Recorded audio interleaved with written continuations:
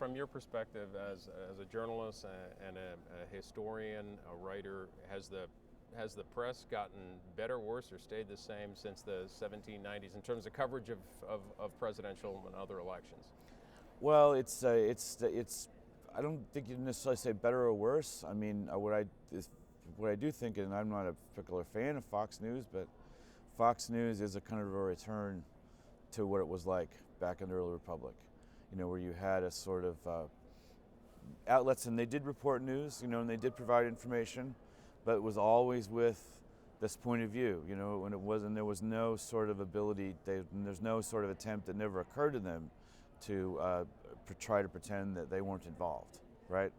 It was a press that was directly involved to the point of, they financed a lot of their newspapers through printing contracts they would get that the friendly office holders would steer them.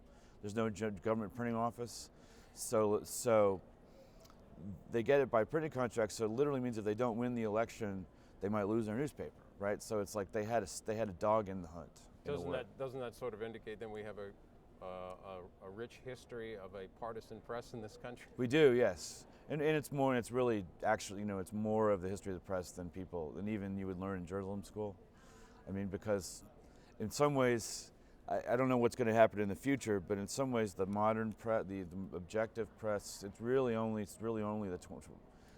very late 19th, 20th century, and if Fox News is the indicator of the coming world, then it might go back. Well, where does that concept begin, in your view? Where did the concept begin of an independent press covering elections or whatever it may be? It starts in the 1830s with a so-called penny press, where they basically when they're able to have a business model essentially where the newspapers can pay for themselves. Where they can print enough copies and sell them directly to readers. I mean, the old ones were done mostly by subscription, and then a lot of the actual sort of funding of them tended to come from these other sources.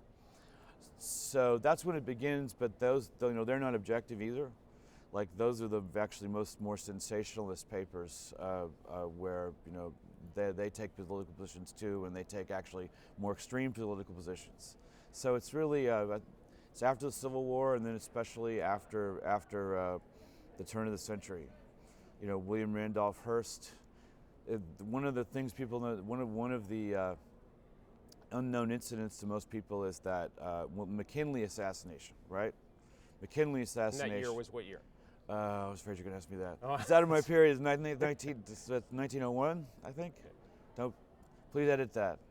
If it's the McKinley's assassinated, and it's blamed on, in a lot of the media, it's blamed on the Hearst press, because William Randolph's Hearst papers tended to be democratic, and they tended to be rabble-roused about rich and poor. So the other papers were blaming. Yes.